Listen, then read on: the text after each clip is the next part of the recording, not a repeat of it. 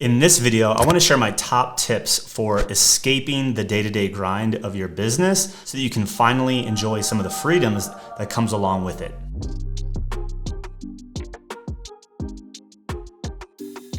What's going on, everybody? Greg Hickman here with Alt Agency, and we train and coach agency owners and freelancers on how to grow and systematize and ultimately scale their business. And obviously we get to chat with a lot of folks on what they're dealing with and struggling with. And I think here's a key problem that we come across a lot, and I dealt with myself. And that is that most business owners invite complexity into their business. When it comes to a service provider or freelancer, often that shows up by way of saying things like, oh, of course we can help with that, when that is actually not the thing that you're best at or the thing that you normally deliver, or taking on a client that is a little bit outside the normal type of client that you actually have had success with because it came from a referral or what have you. It's these little variables that creep in that you end up allowing that will make your business more complex than it has to be.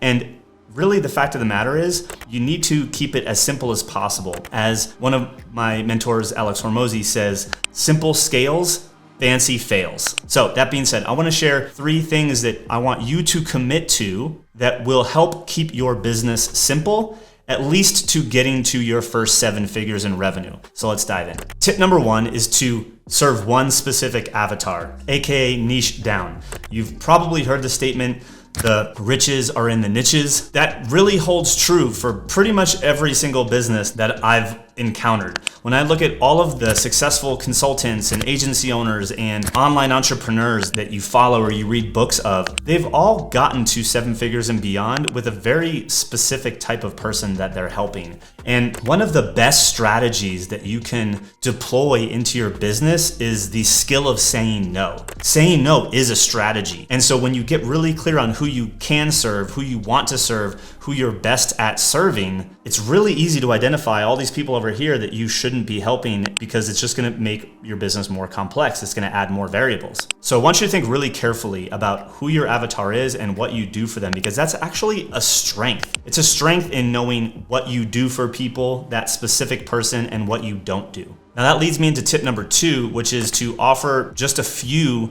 services or products.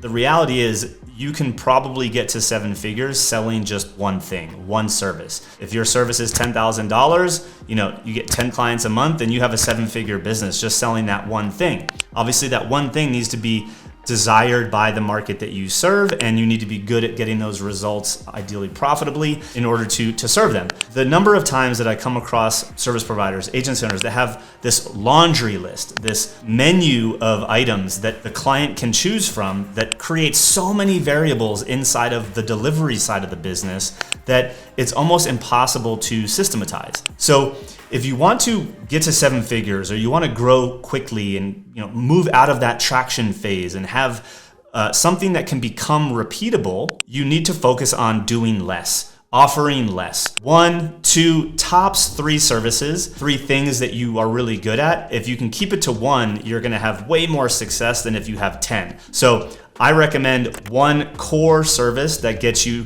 to at least 50 to 60K a month, and maybe add on a continuity agreement or service where you're getting paid for your advisory and your thinking that can help you kind of cross that $100,000 a month mark. And again, when I look at a lot of the most successful businesses out there, and I bet if you look at businesses that you follow and admire and you look back on how they got there, you'll find out that they launched their business and they doubled down and focused, for the most part, selling just one thing, which means you can too. Okay, tip number 3 is to avoid inserting yourself back into the business because you got bored. Time and time again, you are successful in getting certain pieces of your business to run without you. Maybe it's because you hired the right people or you installed the right systems, and you don't know what to do with yourself. So you insert yourself back in and it derails everybody else. The people that you put in charge of XYZ now don't think that you don't trust them, or you break how it was done. And because you've been removed, you aren't 100% sure how it's working, and you kind of just start digging into things that you shouldn't.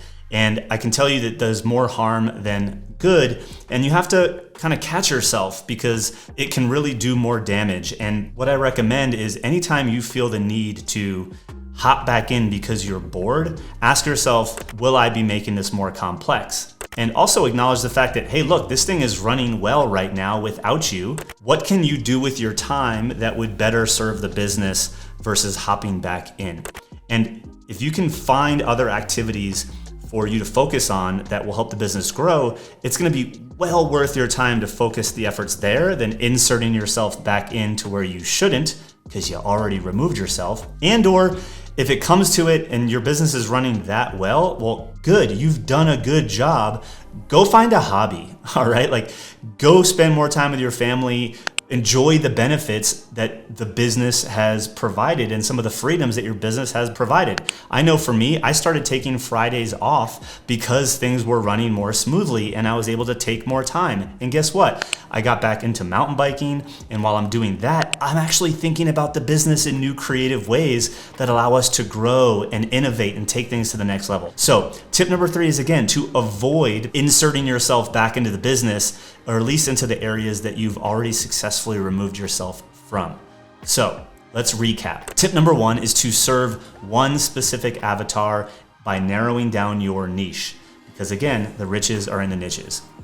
Tip number 2 is to only offer a couple services. If you want to get to $1 million and you're not there yet, having one core offer can get you there. And number 3 is to avoid inserting yourself back into the areas of the business that you've already successfully removed yourself from, because you're just going to add more complexity and likely break something. I hope you enjoyed those 3 tips. You got to commit to them. You got to honor them at all phases of growth because it's very easy to add those variables. Now, if you want to learn our step-by-step process to productizing your skills and turning it into a new revenue stream so that you can work less while making more because you get paid for your thinking, I'll put together a free training in the description below. Hope to see you there. And in the meantime, you can go check out another video on our channel because we got a lot of them.